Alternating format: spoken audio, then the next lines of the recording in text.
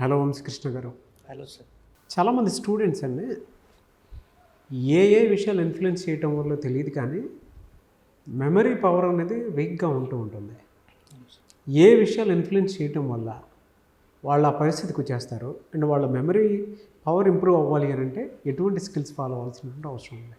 Mukunda jewellers తెలంగాణలో మొట్టమొదటి factory outlet మన కొత్తపేటలో ఫిబ్రవరి 14న గొప్ప శుభారంభం. సో ఫస్ట్ వచ్చేసి ప్రతి ఒక్కరికి కూడా ఈ మర్చిపోవడం అనేది ఒక వరమనే చెప్తాను సార్ నేను. కాకపోతే ఇది ఎవరికి శాపం అంటే స్టూడెంట్స్కి చదివింది మర్చిపోతుంటారు కదా, వాళ్ళకి శాపంగా ఉంటుంది. అంటే మెమొరీ అంటే ఏంటంటే ఫస్ట్ మన 5 సెన్స్ ఆర్గన్స్ అంటే మన ఏదైతే జ్ఞానేంద్రియాలు ఉన్నాయో వాటి ద్వారా మనం జ్ఞానం తీసుకుంటాం అనమాట. సో తీసుకున్న జ్ఞానాన్ని అవి మన లోపల మన బ్రెయిన్ స్టోరేజ్ చేసుకొని మనకు అవసరమైనప్పుడు అది బయటికి గుర్తుకు రావడమే మెమొరీ అనమాట. అయితే ఇలా ప్రతి ఒక్కరికి కూడా సమానమైన బ్రెయిన్ ఉంటుంది సార్. ఒకరికి ఎక్కువ బ్రెయిన్, ఒకరికి తక్కువ బ్రెయిన్ అనేది ఉండదు అనమాట. ఒకరికి చాలామంది అంటుంటారు నాకు మెమొరీ పవర్ చాలా తక్కువ ఉంది అంటారు, నాకు మెమొరీ పవర్ ఎక్కువ ఉంది అంటుంటారు. అంటే ఈ తక్కువ ఎక్కువ అనేది ఎక్కడ కూడా ఉండదు. జస్ట్ ఉండేది ఒకటి, ట్రైన్డ్ బ్రెయిన్, అన్ట్రైన్డ్ బ్రెయిన్. అంటే ట్రైనింగ్ తీసుకున్న వాళ్ళు, ట్రైనింగ్ తీసుకునే వాళ్ళు. అయితే ట్రైనింగ్ తీసుకున్న వాళ్ళు ఎలా చదవాలి, ఏ పద్ధతిలో చదవాలనే విషయాలు వాళ్ళకు నేర్చుకుంటారు సార్ మన టెక్నిక్ ద్వారా. నెక్స్ట్ అన్ట్రైన్డ్ వాళ్ళకి తెలియదు అనమాట. అంటే ఎలా చదవాలనే విషయం తెలియదు వాళ్ళు ఒకటే మెథడ్ ఫాలో అవుతుంటారు, అది రూట్ మెథడ్. అంటే జస్ట్ బట్టి పట్టే విధానం మాత్రమే వాళ్ళు ఫాలో అవుతుంటారు. అయితే అంతకంటే ముందుగా అసలు స్టూడెంట్స్ ఎందుకు మర్చిపోతున్నారు, ఏ విషయాలు వాళ్ళ మీద ప్రభావితం చేస్తున్నాయంటే అసలు వాళ్ళు ఎందుకు మర్చిపోతున్నారు అనే విషయం తెలుసుకునే కంటే ముందు మనం మెమొరీ గురించి తెలుసుకోవాలి సార్ ఫస్ట్. అంటే అది ఎలా పనిచేస్తుంది అనే విషయాన్ని మనం తెలుసుకుంటే స్టూడెంట్స్ ఎందుకు మర్చిపోతారు అనే విషయం మనకు ఈజీగా అర్థమవుతుంది అనమాట. సో ఫస్ట్ మెమొరీ వచ్చేసి 2 టైప్స్ ఉంటుంది సార్. ఒకటి షార్ట్ టర్మ్ మెమొరీ, ఇంకొకటి long term memory. Short term memory అంటే ఏదైతే మనం విన్న విషయాలు తక్కువ టైం వరకు మనం గుర్తుంచుకుంటామో దాన్ని షార్ట్ టర్మ్ మెమొరీ అంటారు. అయితే ఈ షార్ట్ టర్మ్ మెమొరీలో వర్కింగ్ మెమొరీ అనేది ఇంకొక పార్ట్ ఉంటుంది సార్. అయితే ఈ షార్ట్ టర్మ్ మెమొరీలో ఆ వర్కింగ్ మెమొరీ అనేది మనం ఒక విషయం విన్న తర్వాత లేదంటే నేర్చుకున్న తర్వాత మళ్ళీ దాని మీద వర్కౌట్ చేస్తే ఈ వర్కింగ్ మెమొరీ అనేది షార్ట్ టర్మ్ మెమొరీ నుంచి లాంగ్ టర్మ్ మెమొరీకి తీసుకెళ్తుంది. సో మనం దాని మీద వర్క్ చేయకుండా అలాగే వదిలేస్తే కంప్లీట్గా ఆ షార్ట్ టర్మ్ మెమొరీలో ఉన్నటువంటి విషయాలు ఏదైతే ఉన్నాయో అది మర్చిపోయే అవకాశం ఉంటుందన్నమాట. కాబట్టి మనం ఎందుకు మర్చిపోతున్నాము అంటే ఫస్ట్ విన్న తర్వాత ఆ షార్ట్ టర్మ్ మెమొరీలో నుంచి మనం లాంగ్ టర్మ్ మెమొరీలోకి పంపించే ఆ ప్రాసెస్లో మనం ఎక్కువసార్లు రివిజన్ చేయట్లేదన్నమాట. కాబట్టి స్టూడెంట్స్ ఎక్కువగా మర్చిపోతుంటారనమాట. మరి ఎందుకు మర్చిపోతున్నాం అనే రీజన్ చూద్దాం సార్.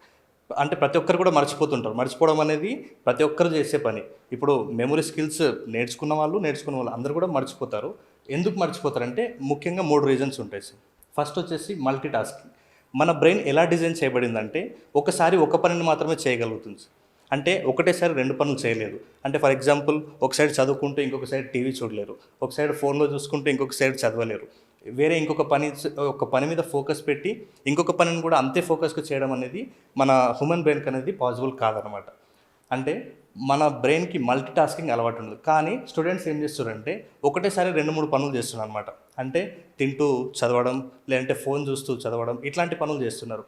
కాబట్టి ఇలాంటి పనులు చేయడం ద్వారా మన బ్రెయిన్ అనేది ఫోకస్గా ఉండదన్నమాట. కాబట్టి ఈ మల్టీ టాస్కింగ్ వల్ల మర్చిపోవడం అనేది జరుగుతుందన్నమాట. ఇది ఎక్కువగా ప్రభావితం చేస్తుంది. మల్టీ టాస్కింగ్ చేయడం వల్ల బ్రెయిన్ పవర్ తగ్గిపోతుంది. సెకండ్ వచ్చేసి డిస్ట్రాక్షన్స్. ఈ డిస్ట్రాక్షన్స్ అంటే ఏంటంటే ప్రతి ఒక్కరికి కూడా ఈ మధ్యకాలంలో మొబైల్ వాడుతున్నారు కాబట్టి వాళ్ళకి అవసరమైన ఇన్ఫర్మేషన్ కంటే ఎక్కువ ఇన్ఫర్మేషన్ వాళ్ళు తీసుకుంటున్నారు అనమాట.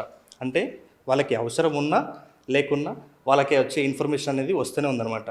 కొంతమంది వాళ్ళకి ఇన్స్టాగ్రామ్ చూస్తుంటారు, రీల్స్ చూస్తుంటారు, వాళ్ళు ఫోన్ ఒత్తుతూ అలాగే దాదాపు ఒక 2-3 కిలోమీటర్ల వరకు కూడా పోతుంటారు అనమాట. అంటే వీళ్ళకి ఏమవుతుందంటే ఏది అవసరం ఏది అత్యవసరమైన ఇన్ఫర్మేషన్ వాళ్ళు కరెక్ట్గా బేరీజ్ వేసుకోలేరు అనమాట. సో ఏమైపోతుంది, ఓవర్ ఇన్ఫర్మేషన్ రావడం వల్ల వాళ్ళకి ఇలా ఓవర్ ఇన్ఫర్మేషన్ తీసుకోవడాన్ని డిజిటల్ డెల్యూజ్ అంటారు సార్. అంటే ఇలా ఓవర్ ఇన్ఫర్మేషన్ వల్ల ఏమవుతుందంటే జనాలు ఏ వర్క్ చేయాలన్న దాని మీద ఫోకస్ చేయలేరు first.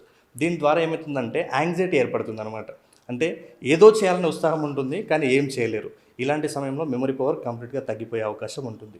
So next third one వచ్చేసి ఓవర్లోడ్ ఇన్ఫర్మేషన్. ఇంతకుముందు మనం అనుకున్నాం కదా సార్ డిజిటల్ డెల్యూజ్.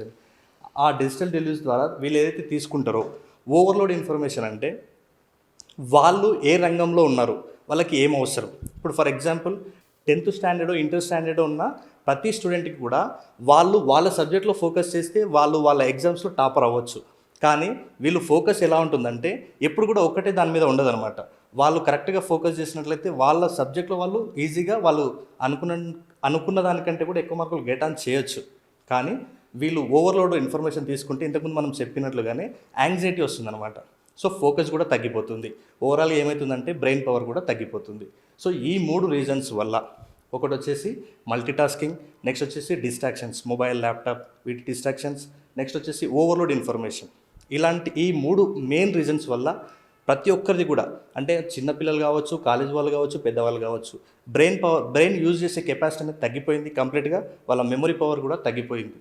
కాబట్టి వీళ్ళు ఏమైంది, మెమరీ పవర్ తగ్గిపోయిన తర్వాత ఏ వర్క్ మీద కూడా 100%గా ఫోకస్ చేయలేకపోతున్నారు. సో నెక్స్ట్ వచ్చేసి మరి ఈ ఫర్గెట్ఫుల్నెస్ ఉంది కదా సార్, అంటే మర్చిపోవడాన్ని మరి ఏం చేయాలి స్టూడెంట్స్ మర్చిపోకుండా ఉండాలంటే? ఈ మతిమరుపుని ఎలా పోగొట్టుకోవాలంటే ఫస్ట్ వచ్చేసి ఇక్కడ మనం మతిమరుపుని పోగొట్టుకోవడానికి 2 టెక్నిక్స్ చెప్తాం సార్. ఫస్ట్ వచ్చేసి RRR టెక్నిక్. అంటే ఫస్ట్ RRR టెక్నిక్ అంటే రీడ్ చేయాలి. ఫస్ట్ మనం ఏం చేయాలంటే రీడ్ చేయాలి. రీడ్ చేసిన తర్వాత రిపీట్ చేయాలి. రిపీట్ చేసిన తర్వాత మళ్ళీ రీడ్ చేయాలి. దీన్నే RRR టెక్నిక్ అంటారు సార్. అంటే ప్రతి ఒక్క విద్యార్థి కూడా ఎందుకు మర్చిపోతారంటే మన బ్రెయిన్లో 100 బిలియన్ న్యూరాన్స్ ఉంటాయి. అలా 100 బిలియన్ న్యూరాన్స్ ఒక్కొక్క న్యూరాను ఇంకా 100 అలాంటి న్యూరాన్స్ తోటి అటాచ్ అయి ఉంటుంది అనమాట. దీని ద్వారా ఏమవుతుందంటే మనము హ్యాపీగా ఉన్నప్పుడు ఆ హ్యాపీగా ఉన్నటువంటి ఒక న్యూరాన్ మిగతా అలాంటి హ్యాపీనెస్కి సంబంధించినటువంటి న్యూరాన్స్ని యాక్టివేట్ చేస్తుంది. కాబట్టి మనం సంతోషంగా ఉన్నప్పుడు ఎక్కువ సంతోషకరమైన విషయాలు గుర్తొస్తుంటాయి. అదేవిధంగా మనం బాధలో ఉంటాం కదా ఎక్కువ. ఫర్ ఎగ్జాంపుల్ ఒక చిన్న విషయాన్ని మనం బాధపడితే మనకు పుట్టినప్పటి నుంచి మనకు మధ్యలో జరిగిన ఏవైతే బాధాకరమైన సిచ్యువేషన్ ఉంటాయో అవన్నీ కూడా గుర్తుకొస్తుంటాయి. ఎందుకంటే ఆ ఒక న్యూరాన్ ఏం చేస్తుందంటే మిగతా అనేక అలాంటి న్యూరాన్స్ని యాక్టివేట్ చేస్తుంది అనమాట. ఈ 100 బిలియన్ న్యూరాన్స్ అనేది మనం చదివినప్పుడు యాక్టివేట్ అవుతాయి. అలా యాక్టివేట్ అయినప్పుడు మళ్ళీ వాటిని మనం ఎక్కువసార్లు రిపీట్ చేస్తే అది షార్ట్ టర్మ్ మెమరీ నుంచి లాంగ్ టర్మ్ మెమరీలోకి వెళ్తుంది అనమాట. కాబట్టి రీడ్ చేసిన తర్వాత మళ్ళీ రిపీట్ చేయాలి. రిపీట్ చేసిన తర్వాత మళ్ళీ ఒకసారి రీడ్ చేయాలి. దీన్ని RRR టెక్నిక్ అంటారు. కాబట్టి RRR టెక్నిక్ వాడడం వల్ల మర్చిపోయే సామర్థ్యం తగ్గిపోయి గుర్తుంచుకునే సామర్థ్యం పెరుగుతుంది. సో నెక్స్ట్ వచ్చేసి స్పేస్డ్ రెపిటేషన్ టెక్నిక్. ఈ టెక్నిక్ వల్ల ఈ సెకండ్ టెక్నిక్ చాలా యూస్ఫుల్ అవుతుంది సార్. ఒక స్టూడెంట్ వరుసగా ఒక సబ్జెక్ట్ని 5 days చదివి తర్వాత దాన్ని మర్చిపోతే ఆ స్టూడెంట్ ఆ కంప్లీట్గా ఏదైతే 5 days చదివిండో ఆ సబ్జెక్ట్ను మర్చిపోయే అవకాశం ఉంటుంది. కానీ ఈ స్పేస్డ్ రెపిటేషన్ టెక్నిక్ అంటే ఒక స్టూడెంట్ 5 రోజులు ఒక సబ్జెక్ట్ని చదివి వదిలేయకుండా అదే సబ్జెక్ట్ని 5 days జస్ట్ 1 hour చదివితే అది చాలా బాగా మన బ్రెయిన్ గుర్తుంచుకుంటుందని చెప్పేదే ఈ స్పేస్డ్ రెపిటేషన్ టెక్నిక్స్. నేనేమన్నా అంటే ఒకటేసారి చదివి మిగతా టైం దాన్ని పట్టించుకోకుండా ఉండకుండా ఏదైతే మనం చదువుతామో దాన్ని ప్రతి డే కూడా అంటే ప్రతిరోజు కూడా కొంత సమయం కేటాయించి దాన్ని మళ్ళీ చూస్తూ ఉండడం ద్వారా మనం మర్చిపోకుండా ఈజీగా గుర్తుపెట్టుకుంటాం. సో చూశారు కదండి వీడియో. ఈ వీడియోపై మీ అభిప్రాయాన్ని కమెంట్ బాక్స్లో పోస్ట్ చేయండి. అండ్ వంశీకృష్ణ గారు పిల్లల్ని పేరెంట్స్ని ఉద్దేశించి every week free demo class ఒకటి కండక్ట్ చేస్తూ ఉంటారు. దానికి కనుక మీరు అటెండ్ అయితే డెఫినెట్గా వాటికి సంబంధించినటువంటి ఫర్దర్ డీటెయిల్స్ ఏవైతే ఉన్నాయో అంటే కొన్ని సెషన్స్ అవి కండక్ట్ చేస్తూ ఉంటారు. వాటిని కనుక అటెండ్ అయితే పిల్లల్లో చాలామందికి ఉంటుంది అంటే వీక్ పర్ఫార్మెన్స్లో ఉండేటువంటి వాళ్ళని నెక్స్ట్ లెవెల్ పర్ఫార్మెన్స్లోకి ఏ విధంగా తీసుకెళ్ళొచ్చు అనేటువంటి ట్రైనింగ్ టెక్నిక్స్ ఉంటాయి, మెమరీ టెక్నిక్స్ ఉంటాయి. అట్ ద సేమ్ టైం పిల్లల టైం టేబుల్ దగ్గర నుంచి ఎగ్జామ్ షెడ్యూల్ వరకు ఎలా ఒక పిల్లాడు ఏ విధంగా రెడీ అయితే బాగుంటుంది అనేటువంటి విషయాలు కూడా ప్రతిదీ కూలంకషంగా అందులో చర్చించి మరీ చెప్తూ ఉంటారు. సో మీరు పర్సనల్ సెషన్స్ కావాలి అనుకుంటే పర్సనల్ సెషన్స్ ఇస్తారు. బట్ ఎవ్రీ సండే మీకు ఒక ఫ్రీ డెమో అయితే డెఫినెట్గా ఉంటుంది. అండ్ ఎవరైనా సరే పేరెంట్స్ చూసేటువంటి వాళ్ళు లేదా టీచర్స్ అయినా సరే ఈ వీడియోని చూసిన తర్వాత అది కూడా every Sunday 1 day work shop ఉంటుందండి. ఆ 1 day వర్క్ షాప్ని బట్టే మీకు ఒక క్లారిటీ అనేది డెఫినెట్గా వస్తుంది. సో ఎవ్రీ సండే ఉంటుంది, అది కూడా 1 day వర్క్ షాపే ఉంటుంది, ఫ్రీ డెమో ఉంటుంది. కాబట్టి ఆసక్తి కలిగిన వారు ఎవరైనా సరే స్క్రీన్ మీద కనిపిస్తున్న నెంబర్కి కాల్ ఆర్ మెసేజ్ వాట్సాప్ చేసి వెంటనే ఎన్రోల్ చేసుకోండి. అండ్ ఈ వీడియో లైక్ చేయండి, షేర్ మాత్రం తప్పకుండా చేయండి. ఇలాంటి మరిన్ని వీడియోస్ కోసం మా ఛానల్ ఫాలో అవ్వండి. Thank you.